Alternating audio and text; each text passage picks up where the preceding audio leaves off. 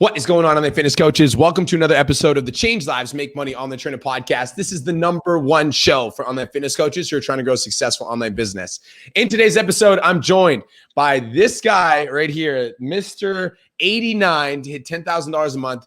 His name is Alex Sundar. Alex, what is up, bro? Welcome to the podcast. Dude, Brian, thank you so much for having me. I can say how much of an honor it is to be on your podcast, right? You know, I listened to pretty much every single episode, and I have dreamed and visualized for this moment. So I'm glad to be on. I'm gonna side note here, bro, and I'm gonna say, dude, it's so good to have you here. And we've got all of our fam tuning into the actual live right now. Charlie's calling you dad. Roger's saying, "Papa, where have you been?" Tyler's saying, "Papa." For everybody that has no idea what we're talking about, so there's a running joke right now where Alex posted a photo. And I commented on it, and whenever I commented on it because he looked good, and I said, "Dad, is that you?" And for some reason, this comment caught fire inside of the 10K Academy, and now everybody that watches Alex's lives or sees his photos just comment and says, "Dad." So now I think you started a podcast and you called it Dad, didn't you? Yeah. I think it was someone from the 10K comment. You should name it Dad Bod on the pod. And so I renamed my lives. You know, I'm just gonna own it and go for it. It's manifesting what I don't want in the world right now. So that stresses me. That stresses me out. But you know, I might as well own it and have some fun with it, right? So Dad Bod on the pod. I did 2 episodes. Third one's coming out. Let's go. So, bro, first of all, congratulations on hitting $10,000 a month. Number 89. You're in the mastermind. You hit 10K. I'm just curious, like, bro, how does it feel to work on your online business for like 9 months and finally hit that like milestone in your business where you're like, I made $10,000 this month? The best way I can really describe it, it was just that moment of excitement, right? That 5 seconds of excitement where you're like, fuck yeah, I did it. And then it kind of flipped around right away into like, okay, now I want more. Now I'm hungrier. This is just the start. This is just the beginning, right? So it's kind of like that Mamba mindset where you're walking in, you win a championship, you're excited for a bit, then you want to go, what's next? What can I do to be better and better and better and better? So it's the same way I'm approaching this. Like, this is just the beginning. This is just a start. This is just a taste of what's possible. Yeah, I think hitting it once, bro, just like makes you realize that it's actually possible. Mm-hmm. It's like, oh shit. Like I remember I'm not even gonna lie, bro. The first time that I ever hit $10,000 a month, I went up to the bar with all my friends and I was like, I'm buying everything. And I spent $1,000 because I was like, I just made $10,000. Like, this is fun. But it just makes you realize like, this is like very feasible. Like I can do this once and I can do it again. 100%, man. Like I'm recreating 10K a month this month, and it is so much easier after you do it the first time. Because you know what to expect, you know the work that has to be put into it, and surprisingly, you don't have to put as much work into it the second time. So that way you can scale and grow even more. So I'm excited. It's awesome. I'm number 89. Let's fucking go. I'm number 89. Let's fucking go. I love it, bro. I love it. So let's do okay, so for everybody tuning in, you know, me and you actually go way back, and I want to kind of go there with you right now. So, dude, give us a little bit of a backstory. How do you and I know each other? Where do we meet? Let's take them back. Yeah, we met at World Health. I think it was like maybe 7-8 years ago, something along those lines. You were, I think you were working there at the time. I was a personal trainer coming up. So, you know, how I knew Brian, I knew him like when he first started in the gym scene, when he first did his first bodybuilding show. I was buying shots from him at the bar because I lived behind Roadhouse at the time. And even just watching his progression and growth from like Aesthetic Nation, the Daily Beast, into the business owner he has now. So it's been a pleasure watching the journey, man. That's all I can say, right? Yeah. It's an absolute pleasure just watching it and seeing that Brian is the real deal, right? He came out strong, started at the beginning like any entrepreneur. Everyone's nervous. Everyone doesn't know what to do. Everyone's kind of confused on the direction he takes, and everyone makes mistakes in the beginning. And he's taken where he's at, and he's grown into the business owner he is now. So that's kind of how I know Brian. It was way back when he first started. Yeah, dude, it's crazy to think back to those days. Like, I can't remember if it was did you work at Sunridge or was it McLeod? It was McLeod. It was McLeod. Okay, so you were working at McLeod, and then the personal trainer there was like Pat, and he was training me for Okanagan Sun. Do you remember Pat? Yeah, I do remember Pat. I love Pat. Yeah. Yeah, awesome yeah, guy. that guy was super smart. But I remember, like, I always viewed Alex. I'm like, man, this guy's like super smart, super intelligent. You were like friends with all my friends that were at the gym, and you were there for a long time, bro. So when you were working at the gym as a personal trainer, you ended up working yourself into like being like one of the most well-known trainers in that gym specifically. How did you end up becoming a PT in the gym? Is it like, was that something that you always wanted to do? Like, is that always a dream of yours, or? Yeah, it's a really good question. Actually, my story is quite a bit different than most. So I became a personal trainer right at 18, right? So when I was at World Health, I think it was 2021, and it was absolutely nothing in the world that I wanted to do at all. I never even wanted to touch the fitness industry, right? Yeah. Didn't want anything to do with it. But what happened at the time was I was going to university as a student. I've always been into fitness and into working out. Yeah. And my best friend at the time was like, hey, you know what? Like everyone keeps asking us for fitness advice or they want to work out with us. So why don't we get our personal training certifications? We have a home gym already built, and Yeah. then we can train our buddies outside the gym while we went to school. And I was like, fuck, yeah, that's a great idea. Why not? So got my PT cert. I didn't want to do anything with it because I saw how hard the lifestyle was for a trainer. And especially I was a full-time student trying to grow a clientele, and being a full-time student, I didn't think it was feasible. So I was working at Good Life Fitness at the time, and the fitness manager there, her name was Susan Williams. She was also a Campit Pro instructor for the PT certification here in Canada. And she was running a class upstairs, and I was going up, doing my thing as a customer service rep, doing laundry, and she's been trying to recruit me as a trainer for a while. She calls me out in front of the class and says, everyone, don't be like this dumbass who got his personal training certification and did nothing with his life. Calls me out like that, man. And due to my ego, I got so pissed off. 3 days later, I had it in my resume to her and be like, let's fucking do it. Don't be like this dumbass. Yeah, I was so mad. I was so upset. And she was my first mentor for my first year, and that completely changed my whole perspective on the fitness industry and how to train clients and how to impact people. So I just noticed a common thread. We're gonna side note this. I just noticed that like she like called you a dumbass, and then I called you dad. So like, do you usually find mentors that like to make fun of you or like lightly insult you? Is that what you look for?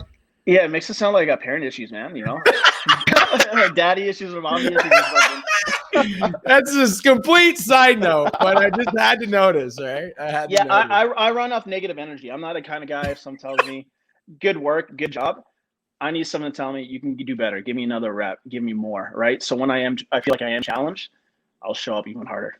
Yeah, I do agree. I think with coaching you, it's like just being super direct. And just like telling you like, do this, then do this, then do this. Like, I think you respond well, like versus like when I'm coaching some clients, like you need to be like, you're doing a really great job here, but you need to improve this, right? Yeah. So you were doing in person for a long time. And I think a lot of people listening to this podcast are probably also in-person trainers. So what made you decide that you needed to go online? Like, where was that transition for you? Yeah. To be honest, I had a big negative connotation towards online coaching. Like I hated online coaching. I hated most online trainers. Not all of them. There are a lot of good ones, but the bad outweighs it. And I had no desire running an online business till about a year and a half ago. I saw this news article on this lady in South America. She got advised by an online expert to do a detox cleanse. And this detox cleanse was so bad and so poorly well done, and you shouldn't do a cleanse anyways. She ended up in the hospital with permanent brain damage. No. Yeah, permanent brain damage, man. So I took that personally, right? I took it as like, I have all this knowledge, years of experience. I did nothing with it. I never made any attempt to truly make an impact and go all in the fitness industry. So that was it. That moment was like, you know what? I'm fucking doing it. I'm going to find a mentor and I'm going to fucking change people's lives. Damn. Dude, that's fire. I honestly didn't know that. Wow. That's super cool. I think that's super cool because there's a lot of in-person trainers that will read an article like that and they'll be like, fuck online trainers. I've seen it. Like online trainers are all scumbags. It's like, but like, I like that you read that article and you're like, I know what I'm talking about. And so I'm going to put myself on the market basically. Yeah. And that's essentially it. I'm looking at you can complain about something and bitch about something and do nothing about it. Right. or you can be the person that takes action to change something. And I'm not the kind of guy or the kind of person or surrounds myself by people who don't take action. Yeah. So I need to be a good example for the industry, right? If we want to change it, if I want to inspire others in the industry, I have to be that person to go in there and make that action and take that step. Damn, bro. That was it right there. That's what people needed. Yeah, bro. I love it. And okay, the cool thing I love about you, Alex, is I'm gonna be straight up here. You were not very good at social media like 8 months ago. No, hell no. Like you had not posted on Facebook or Instagram. Like you were not a poster. But like, dude, now it's like 9 months later, it's like you're going live like 3 to 5 times a week. Obviously, you have a concussion right now, which is excusable, but you're usually live 3 to 5 times a week. You're posting 5 times a week. Like you're always active on your stories. Like you're getting on TikTok. Like what sort of switch went off in your brain? Because when you started, you like had never posted on social media, and then all of a sudden you started posting 3 to 5 times a week and started getting consistent. Like, where did that switch come? Like, how do you like turn that switch? Because there's a lot of trainers that are listening to this right now that are also like not good at social media, but they haven't flipped the switch yet. So what was that switch for you? I think where everyone has to understand is that we all start somewhere, right? Whether it's you're good at it or not. Like I'm the kind of person that if you got 2 colors like teal and turquoise, all I see is blue. You know, I can't see the difference between pictures most of the time. It's a really hard skill set for me to learn, and especially with social media. Like I never post anything. I think I posted anything for like 5 years.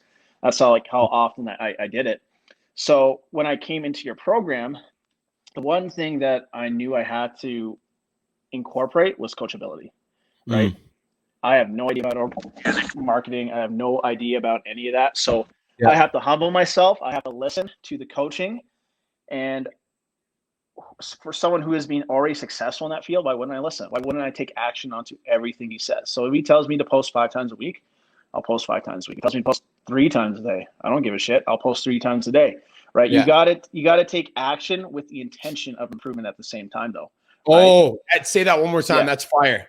Yeah, you have to take action with the intention of improvement, because you can post 3 to 5 times a week. You can go live 3 to 5 times a week, but if your content is not improving gradually over time, you are wasting your time at that point. Oh, that is fucking fire. Take action with the intention of improvement. I love that, dude. And that, like, for me, it's like I have this mindset where I'm like, I'm trying to get 1% better every day. And it's like I do the best I can with what I have, and I post that. And then when I post that, I'm always like looking at it and be like, okay, how can I just be like a little bit better next time? That's so important, man. Exactly. That's where it's at. You can look at your content, or even go through my pages and my content, and just see the transition and the difference every single week in copywriting, the details of the picture, the stories, that the way you approach a live and the way you speak.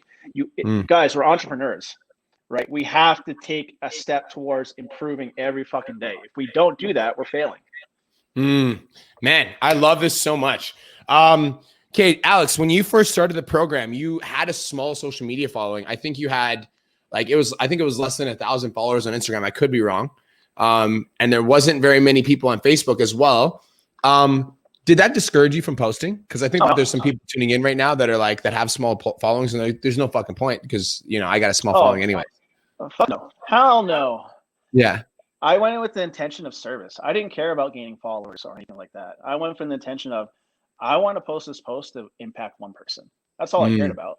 If I can change one person's life, I did my job, regardless if I sell them or gain them as a client or not. Like, I'm not in here. People. Yeah. The money is the outcome of the impact, right? Yeah. And even just looking at your pages and looking at your top clients, none of them have big social media followings. Right? It's true. It's true. Yeah, it's true, right? It's about utilizing what your network has. If you have 1,000 followers, that's 1,000 people. That's easily a 6-figure income out of that if you can utilize it correctly. It's about servicing what you have as best as you can, and that following will grow over time. Dude, that is fire. Dropping nuggets, bro. Dropping nuggets. I love it. Okay, so dude, you've been consistent from like the second you walked into the program until right now. Like, you've been like, it's like, I see, dude, when you were in the academy, it was like every single day you were on a live stream. Every single day you're replying to people's posts in the academy. Every single day you're showing up consistently. Every single day there's consistent action. I want to know why. Yeah, honestly, it was just following your program. You said in the first lecture, the first live training in your program was to do X, Y, and Z, and I just executed X, Y, and Z. Be active in the Facebook group, post this amount of days, and you will make 10K a month. I'm like, okay, I'll do it. That's pretty much it, right? I love this. I love this. But when we're talking about consistency, it's like anything else. It's like fitness, right? In order to see results, you got to be consistent over time. It doesn't matter if it's a business, relationship, whatever that freaking looks like for you.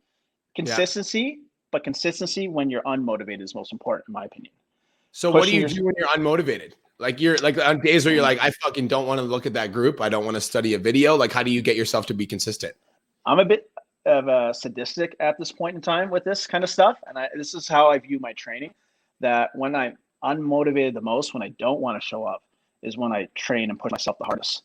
So when I walk into it and I'm unmotivated, I'm like, okay, it's time to get your head out of your ass. This is where you really have to push it. Because if I can push this through this is where personal growth happens, is when you can push through those unmotivated times, through those hard times, through the days that you don't want to show up. And those are the days that are the most important for you to show up. I completely agree. I love that. I think it's like, for me, it's like make your bad days your best days.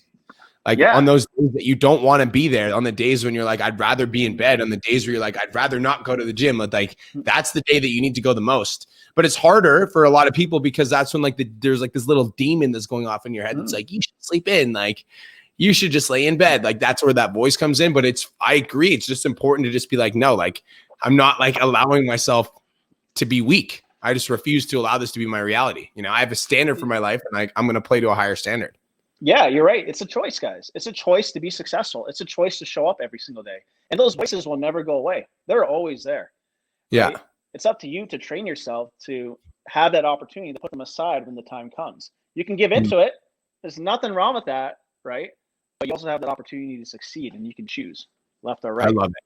Yeah, I love it, dude. You're at $10,000 a month right now, and you're at 10K last month. You're at 9,500 this month, so far in January. Is there ever times that you doubt yourself? Like you just like you there is every day. Yeah. What do you do to overcome self-doubt? I just don't listen to it. It's just there. It's like telling me you can't do it, you can't do this, can't do that, and I'm a true believer that environment really matters, right? You have to be surrounded by those who are more successful than you, who are better than you. So anytime that I'm doubting myself or I am a dark place, I put myself in an environment or situation that is forcing me to get back on track or to elevate myself to the next level. Like over a week ago, I came to Kelowna, right? I visited you, right? Yeah. For that same reason, I was going down a dark rabbit hole. I wasn't in a good spot. Even though I did hit 10K a month, mentally, I just wasn't there. So I was like, you know what? I needed a change of environment. What better way to visit my mentor and coach and hit the gym with him every freaking day at 5 a.m. That was fire. That was super cool. Yeah, I really like that. And we did. You're the only student that I've ever had that did a mastermind like with me live. Oh, really? Yeah, ever. That was never had somebody over at my house do a mastermind with me live. Yeah, that's right. I'm number one, guys. Number one. No one can ever take that away from me. No one can ever take that away. As we get bigger and bigger, Alex was the first. All right. So fire. I love it. Okay, so new online coaches. There's a lot of people that are new that are starting out, bro, that are like listening to this podcast and they're like trying to get their online coaching business off the ground. They might have a small following. They might be an in-person trainer like you. They have no idea where to start, nor idea where to begin. Is there any advice that you give to new online fitness coaches getting started in their fitness business? Absolutely. I think number one is patience. Guys, this game takes time. This is a business, right? You can't expect to hit $10,000 or $20,000 within your first 30 days. If someone does, they're one of the rare few that really does it, right? A true business owner puts the work and puts the time in, and that growth will happen over time. And just coming in with the mindset of abundance and impact, right? We're here to change lives. The money is eventually going to come with it. I love that. Is there how long did it take you to hit 10K? When was the actual enrollment when you started the program? I think mid-April, April 16th or 14th. If I remember it right. So April, May, June, July, August, September, October, November, December. Yeah, it was 9 months. 9 months to hit $10,000 a month. Yeah. And honestly, if it took me fucking 10 years, I didn't care. I would have kept going. Like it's about putting the work in. This is a business, right? And I think most people need to understand that, yeah, it takes longer than you think, and that's okay. That's just part of the journey. It's part of your grind. It's part of your journey that you have to go through. It's just a matter of how bad do you want it. So for the people that are in the 10K Academy listening to this, the Mastermind's opening up next month. What has been the difference for you between the Academy when you first joined and then the Mastermind over the course of the last 3 months? It's about learning how to build a business specifically towards like your business, because every business is different, right? Not every online coaching business can be run the same way. And it's about taking tools that you can apply to your own business and incorporate that within your lifestyle. I think one of my two biggest things that I've taken away from the Mastermind is actually taking a day off, taking time to myself and finishing at a certain time. Like, that's being a freaking game changer. So simple. Yeah. And just having passion for yourself and your situation. Like the Mastermind has been very difficult for me because of my personal life since I've joined it. I still hit 10K. I got a concussion last week. And I'm still going to hit 10K this month. And that's just because of the processes and systems that I've learned from you that I can incorporate into my business, right? So guys, if you want to grow a serious online coaching business, don't hesitate to join the Mastermind. It will be the best decision you've ever made. I can promise you that. I fucking love it, bro. I love it. We have, out of the 16 students we currently have enrolled, we have 13 of them over $10,000 a month. Blows my mind. Dude, it's all 16 are going to do it. There's just no way. Like, just seeing the group and how much energy and passion everyone brings, it's gonna happen. It's fucking gonna happen. Yeah. It's gonna fucking happen. Yeah, it's just gonna happen. 100% success rate. That's what we're fucking going for, bro. We got 80, but I want 100 too. Let's go.